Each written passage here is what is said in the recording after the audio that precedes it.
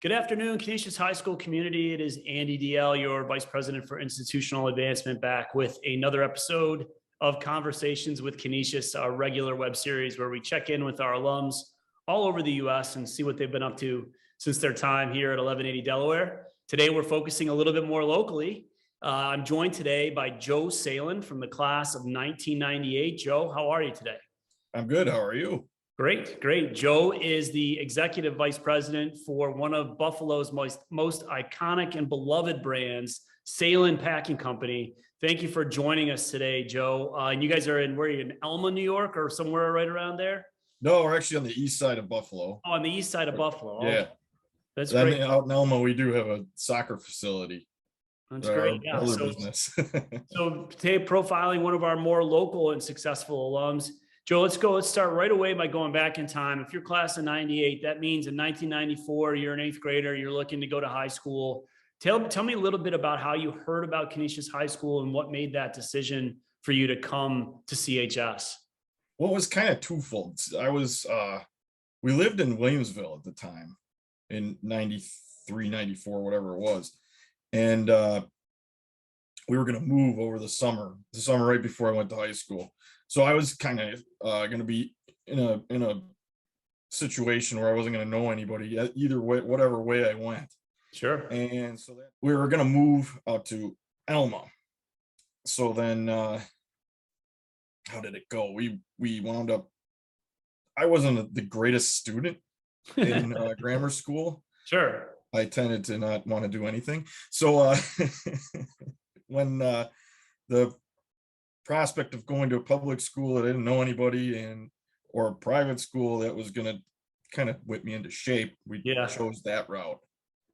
Yeah, because you didn't have any tie downs to a particular community. It's not like none whatsoever. Everybody I grew up with or knew went to public schools. Right. And it was going to be a new group of kids, whether you went to school in Elma or whether you went to school in Buffalo. So yep. Understood. So in your time at Canisius, what kind of activities were you involved in, and who are your like big influences as far as faculty members? As far as activities, I didn't do a whole lot because we lived far away and I didn't have a car, so it was kind of a pain to get between Elma and 1180 Delaware. But I was involved in ski club, and then that was the extent of it, I think, mostly. And if I recall from some of our earlier conversations, I mean, you've been working at Sahlen since you were just a kid. Yeah. Oh, yeah. I was also working all the time too. Yeah. So the idea of having time after school to do these activities, you had to go to work, whether it's, I think you started mowing the lawn. You've pretty much done every job at Sahlen. Yeah. Over the summer, it was definitely, I was here in Sahlen Packing Company, but in the wintertime, I didn't do much. I had a similar I had to work when I was a kid as well. And so this idea that you could do all these after school activities, some kids could do that. Some of us had to go home and work because that tuition wasn't getting any smaller as the years went by. Right. Yeah. I also did side jobs for people on top of that, mostly people that work here, I mowed their lawn or things like that. I was always working. That's good. Hustling. Right. Good. And so who are some of your favorite teachers at Canisius while you're here? Oh, one that jumps to mind is Frank Tudini, who was great. I remember him whenever somebody said something stupid, it would be, gentlemen, he'd pause, real dramatic. Don't do drugs. That's great. Well, tell me a little bit about after college, like where'd you go for undergrad? How did you get started? And I know you've been in your journey has been really focused on your family company, but you've held a lot of positions along the way. So talk to me a little bit about college and then your early work life. Well, I went to St. Bonaventure University right down the road because it was kind of close and kind of far away. It was a medium distance kind of thing. And spent a lot of time here working, whenever we had time off. And it happened to be busy season. Busy seasons were a little more extreme back then. We didn't have the technology that we have right now where we could level our production out all year. But so whenever there was a seasonal inflow of labor, I was there. So I had to be relatively close. So I went to St. Bonaventure, got an accounting degree. In the summers, I was delivering grills and around town. Probably you remember seeing them a long time ago. We had 4 grills that I would drop off at different fundraisers and grand openings and whatever else. We got into the radio a little bit with them too. And then once I graduated, well, I was also working on the line once I turned 18, taking nets off of hams, putting hot dogs in bags, stuff like that. And then graduated college. Then that summer I kept working on the floor and then moved into management. And that took quite a while to get used to. It's like constant juggling. You got to keep a lot of balls in the air here.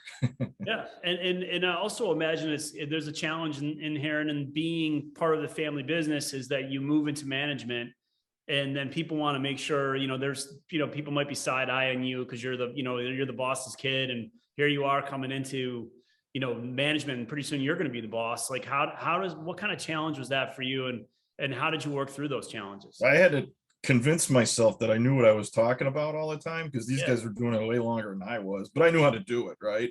So, that was just a confidence thing mostly. Yeah, and I imagine as somebody that, having done all the jobs there is to do, whether it's on the line or in management, there's some, that's intentional, right? You want to make sure that every job in that building, so how to manage those people. Yeah, I got good at learning new jobs. I bet. Because I was doing another one every week. Yeah. But it worked well, because now I can go out there, I can jump in on anything and show anybody how to do anything, basically. There's some stuff, the details that I'm kind of lost, but I can fumble my way through that part. How long have you been the executive vice president now? We don't really do titles, so it was kind of like, well, we need a title for you, right? Sure. So I don't know, a few years. Yeah.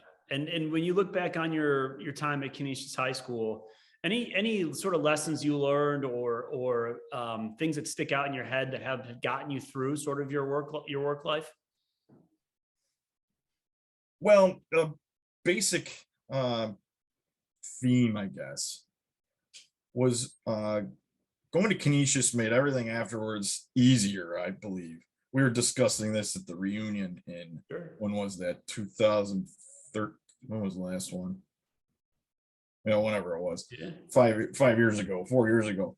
And we said, yeah, that Canisius High School made everything easier afterwards, because you had to put in the work, and then you got used to that. And then as you go forward, you can, it's easier to put in the work when you already know how to do it. Right.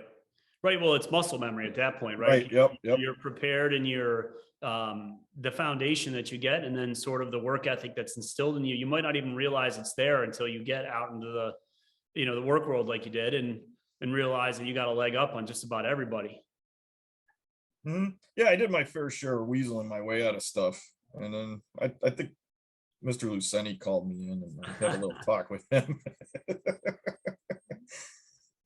He did that to a bunch of us. So if you were to give some advice to our young alums who are just, taking off to college, or maybe starting their career in the business world, or whatever they're doing, what kind of advice would you give to a young crusader today?